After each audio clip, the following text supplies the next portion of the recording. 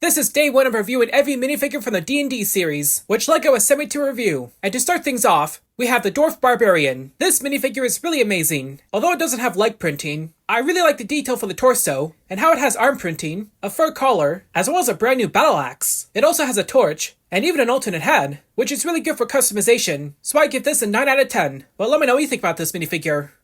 This is day 2 of reviewing every minifigure from the D&D series, and today we have the Gith Warlock. If you played Baldur's Gate 3, you would know these warriors are very powerful, which is why the detail for the torso and legs are very lavish. It reuses the elf hair from the D&D set, and has tattoos on the face. It has dual-molded legs, shoulder armor with spikes, and even an alternate head. For accessories, it has a staff with an eye on top, as well as a dagger, which is a brand new piece. So in the end, this minifigure will be great for campaigns, so I give this a 10 out of 10. But let me know what you think about this minifigure. This is day 3 of reviewing every minifigure from the D&D series, and today we have the Tiefling sorcerer. It's another powerful arcane spellcaster, and really makes for a fantastic minifigure. It has dual-molded legs and arm printing, a tail in the back, an alternate head, as well as a new hairpiece with horns. The Tiefling sorcerer also has a brand new spell accessory, and it even has a dragon, which is a brand new mold, and it's probably why fans will definitely get this minifigure. So I give this an 8 out of 10. But let me know what you think about this minifigure.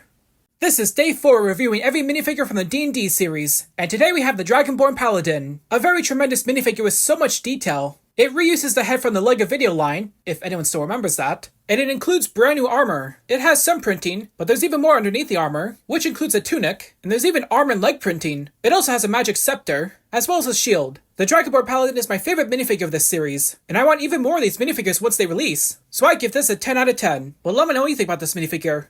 This is day 5 of reviewing every minifigure from the D&D series, and today we have the Halfling druid. This curious character is a very fascinating minifigure. While the printing for the torso is good, it has dual-molded legs, a double-sided cape, a hood with antlers on top, and even an alternate head. It also carries a staff with leaves on top, and even has a bird. It's definitely one of the best minifigures of this series, so I give this a 10 out of 10. But let me know what you think about this minifigure.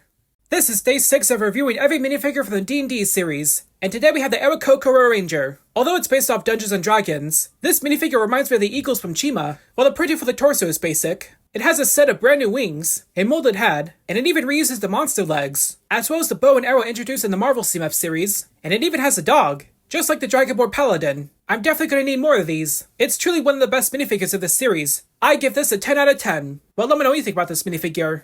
This is day 7 of reviewing every minifigure from the D&D series, and today we have the Mind Flayer. And no, not the one from Stranger Things. Well, it doesn't seem like much. It's actually very detailed. It has a squid-like molded head, as well as sinister but very detailed robes with arm printing. It even has an intellect devourer, which can attach to minifigure heads. So in the end, the Mind Flayer will be a very good antagonist for any D&D campaign. So it's also one of my favorite minifigures of this series. I give this a 10 out of 10. Well, let me know what you think about this minifigure.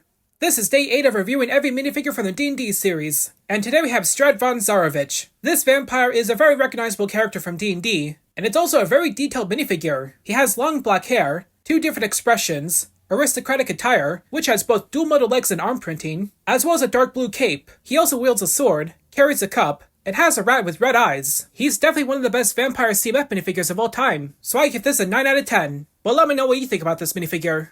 This is day 9 of reviewing every minifigure from the D&D series, and today we have the Elf Bard, a very colorful and tremendous minifigure. It has a very detailed vest, dual-molded legs, a scarf in a magenta color, an alternate head, as well as a new hairpiece with ears. For accessories, it has a golden sword, and even a lute, which has some unique printing. This minifigure is a great companion for any D&D campaigns, so I give this a 9 out of 10. Well, let me know what you think about this minifigure.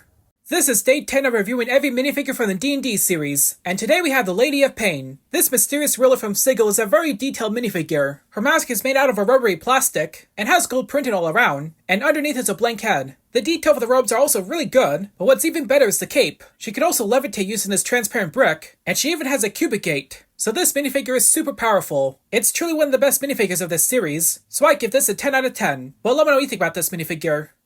This is day 11 of reviewing every minifigure from the D&D series, and today we have Szass Tam, a very powerful lich and leader of the Red Wizards of Thay. He has a dark red cape, some detail on the robes that expose his ribcage, as well as some markings on his head. He can also cast a fireball, and has his transparent red skull, so this minifigure is good for what it is, and will be great to go against in any D&D campaign. So I give this an 8 out of 10. But let me know what you think about this minifigure.